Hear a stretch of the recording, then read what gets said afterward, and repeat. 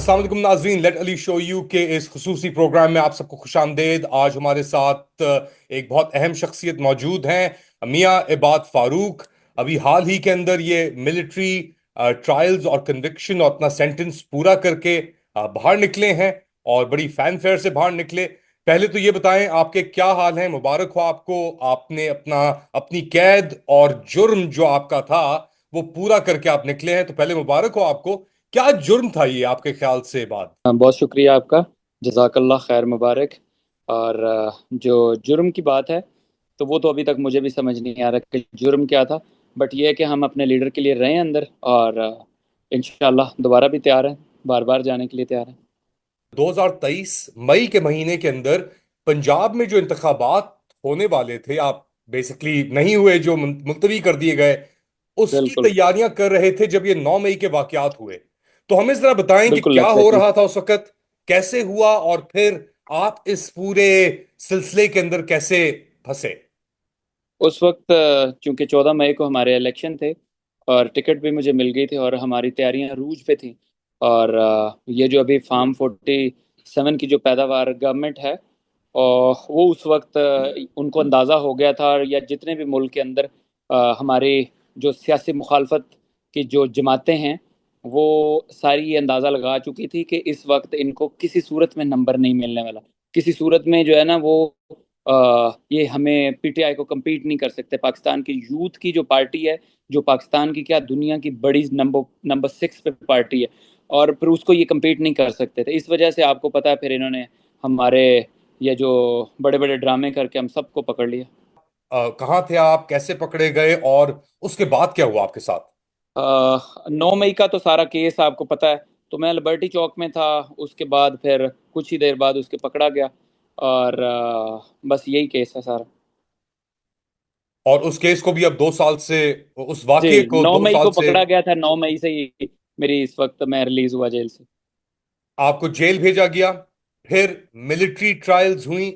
उसके बारे में थोड़ा बताएंगे कि क्या प्रोसेस था वो, और तब्दीली क्या आई उसके अंदर आपको जेल से जब ये मिलिट्री प्रोसेस के अंदर डाला गया। मिलिट्री प्रोसेस, वहाँ पर चूंकि वकला थे हमारे, और कुछ इनके थे, अपने प्रोसिक्यूशन थी इनकी साइड से, और वही जो नॉर्मल एक प्रोसेस होता है। बट ये है कि हमें उसकी कोई इन्फॉर्मेशन नहीं है ना। उन्होंने जिस तरह हमसे सुनते गए, और हमें बाद में जो सजाएं हैं वो इधर उनके किसी जजेस ने नहीं सुनाई। यहाँ पे आके एक पुलिस वाला था जिसका नाम नवाज था, उसने हमें आके सजाएं थाने में आके सुनाई है, जो जेल में, जो कोट लखपत जेल है।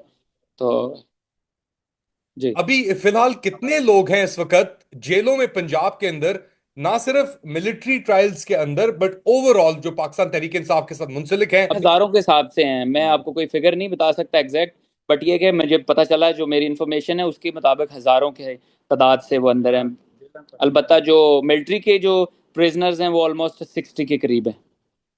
60 के करीब हैं जिनकी ट्रायल्स भी चल रही हैं। अच्छा, इन प्रिजनर्स में से मिलिट्री ट्रायल्स वाले नहीं, ओवरऑल डॉक्टर यास्मीन राशिद भी हैं, चीमा साहब भी हैं, बहुत सारे और दीगर लीडर हैं। आप तो रिहा हो गए, उनके बारे में आपकी कुछ इत्ला है या पता है कि क्या हो रहा है उनके साथ?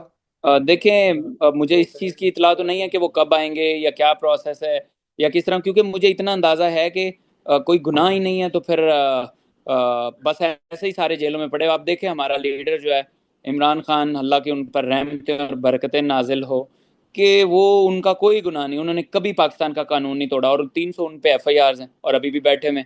आप ये देखें कि मुल्क के लिए जिसने अपनी इस तरह की बड़ी बड़ी कुर्बानियां दी, आज उसको जेल की सलाखों में डाला हुआ है। इस तरह की शख्सियत जो अपने मुल्क के लिए, जो 1.5 बिलियन मुसलमानों की तर्जमानी करता है, नमूस तहफ़्फ़ुज़ नमूस रिसालत पे बात करता है, बल्कि उनको इसके ऊपर इम्प्लीमेंटेशन कराएं कि दोबारा कोई भी किसी वेस्टर्न कंट्री के अंदर कोई नमूस रिसालत के ऊपर कोई तौहीन रिसालत ना करे। तो इस तरह के बड़े बड़े काम कर गया हमारा लीडर। तो देखें, उसने कोई कानून तोड़ा ही नहीं और उसको बस ऐसे बिला वजह जेल में रखा हुआ है।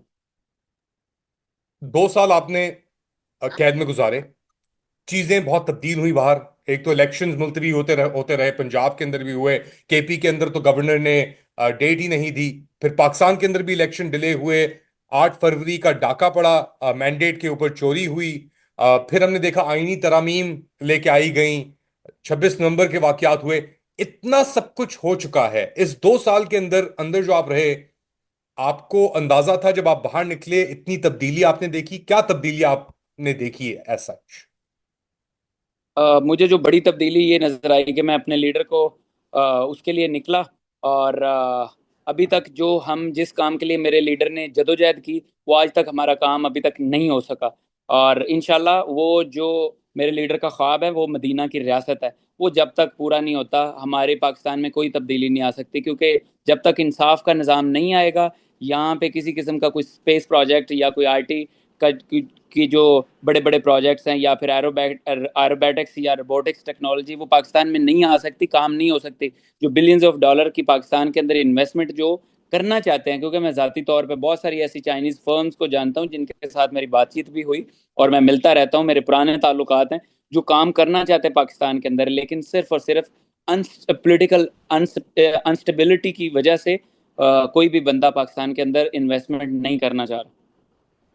आखिर में मुझे पता है ये बहुत एक डिफिकल्ट टॉपिक है आपके लिए भी। इस 2 साल के अंदर आपका बेटा अमार, और वो भी एक सिंबल बन के सामने आया, और उसकी तकलीफ और जिस तरीके से बेदर्दी से वो आपके लिए सिसक रहा था और आपको तलब कर रहा था, वो हर पाकिस्तानी ने देखी और महसूस भी की। आपने आने के बाद उनकी कब्र पे जाके दुआ भी पढ़ी। तो मुझे पता है मुश्किल सवाल है, मगर थोड़ा अगर उसके बारे में बात कर सकें आप तो। बिल्कुल ठीक कह रहे हैं आप। मेरा जो सबसे मुश्किल तरीन जो वक्त था, जब मेरा बेटा जिंदगी और मौत की कश्मकश में था, वही मेरा मुश्किल तरीन वक्त था। अलबत्ता ये है कि अल्लाह ताला ने मुझे सब्र दिया, अल्हम्दुलिल्लाह। मुझे पता है ये बहुत ही एक दर्दनाक आपकी जिंदगी के लिए एक मरहला था और एक फेज था, और हमारी उम्मीद होगी कि इंशाल्लाह ना सिर्फ आपके लिए बट पाकिस्तान की भी सिचुएशन और प्रोग्रेस बढ़ती रहे। अपना ख्याल रखें। तो बहुत शुक्रिया। ये थैंक थे यू वेरी बात मच। फारूक, हमें ज्वाइन कर रहे थे। Please do like subscribe and share this content. अपना ख्याल रखिएगा, दुआ में शामिल रखिएगा, और इबाद फारूक का बहुत बहुत शुक्रिया कि उन्होंने हमें आज ज्वाइन किया। Do like subscribe and share this content. Please do comment भी करें इसके ऊपर। अल्लाह हाफिज।